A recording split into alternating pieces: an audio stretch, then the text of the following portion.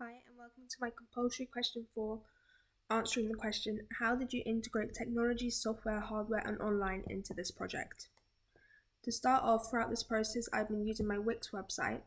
I created blog posts where I would record my progress and execute my research. It taught me how to upload videos to YouTube and embed them onto my blog. On my blog, I uploaded things like each of my exports, our script and storyboard drafts, and risk assessments. For compulsory question 1, I used Prezi to create my presentation. I found it a bit harder to use than PowerPoint, however it created a very fun interactive presentation as it would move between each section rather than a PowerPoint which only flicked between each slide. For compulsory question 2, I used voice memos on my phone to record each section, and then I constructed my podcast on Premiere Pro, cutting each recording together. For compulsory question 3, I recorded myself on voice memos again and created a PowerPoint. I then edited these two together on Premiere Pro. When filming, we used a panoramic camcorder and a boom microphone, which meant that when filming we could do tracking shots easily as we could move around. The boom was also important to make the dialogue and audio levels clear and to remove any excess background noise. Now I'm going to start talking through my film Unsolved.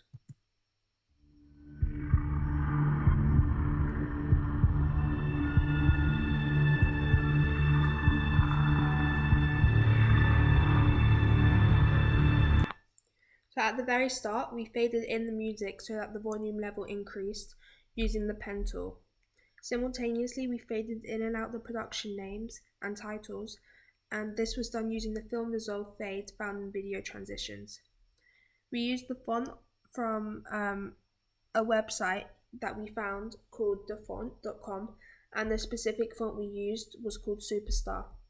To get it onto Premiere Pro, we downloaded it onto our computer using the TTF file, which meant that we could find it in the software. However, when we moved computer, it meant that we also had to download the font onto each other computer we used, as it was not downloaded onto all of them. So that was a problem that we ran into. Here we also use grid lines on Premiere Pro, which allowed us to center all of our credits.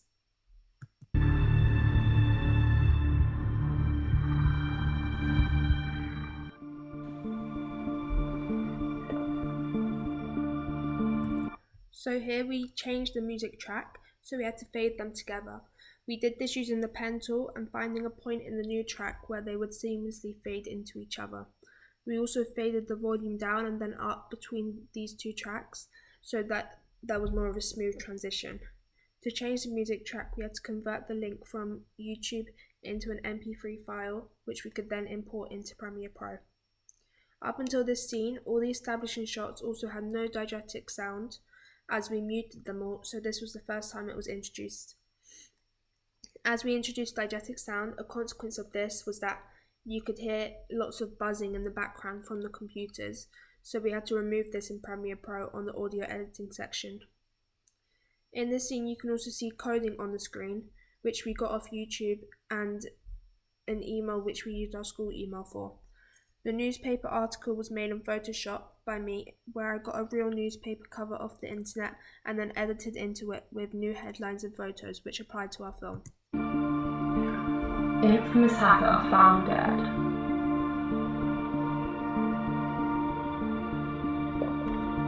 And a video.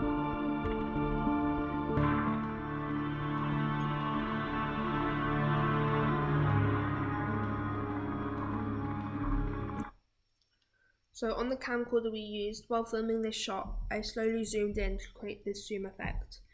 The CCTV footage in this scene was also filmed on a digital camera, and the footage was edited in CapCut to make it look like CCTV footage through adding text and a filter over it.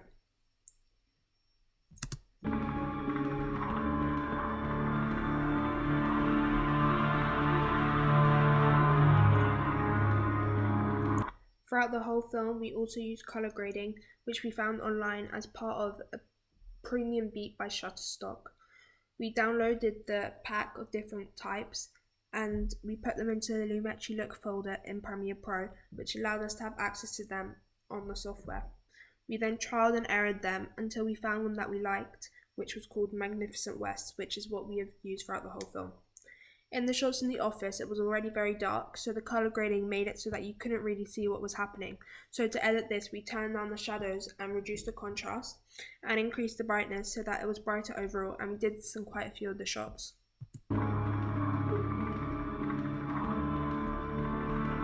What should we suggest? In the sequence, we faded in a new backing track using the pen tool, so it matched the volume levels, so that was a smooth transition. Yes. Look at this.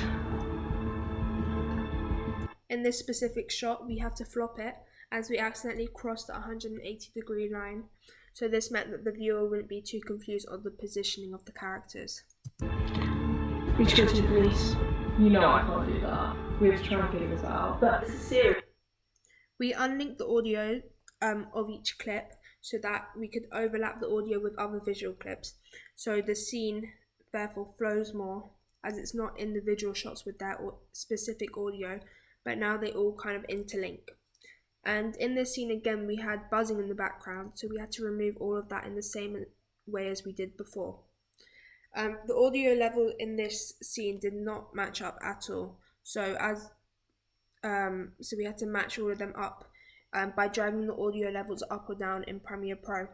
We also occasionally had to cut audios in half with the cut tool, as certain parts of the audio were very loud and others were quiet. So this meant that we could adjust it all to the same level. After we adjusted the dialogue, we used the pen tool to adjust the music to the dialogue so that the dialogue was still clear. And the reason that it was all unmatched was because we didn't always hold the boom close enough to the audio, which was a mistake we made while filming. This is my life. I'm going to go and figure this out. We're going to help a lot. Okay, fine. You better put those closer. This production logo was made in PowerPoint. We used text effects to curve the LIMN, which stands for all of our names, and got the film image of Google. We originally made it in the positive version, which was black with a white background. But then we inversed it in Photoshop to make the negative so that it could be on a black background.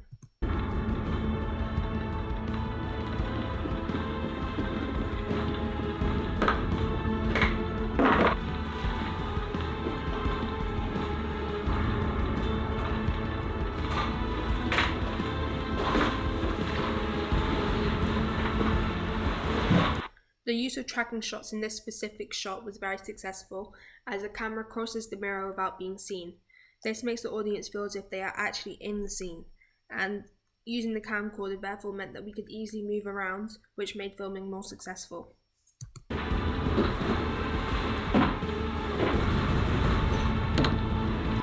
Here again we have credits and titles which fade in and out using the film dissolve fade, and we ensured they were all the same length by lining them up in Premiere Pro so that we could match the lengths.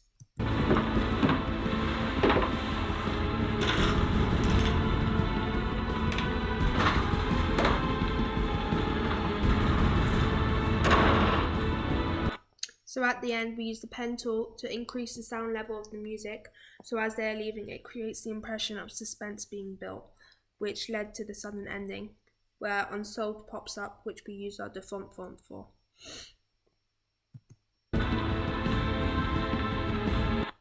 So thank you for listening to my director's commentary.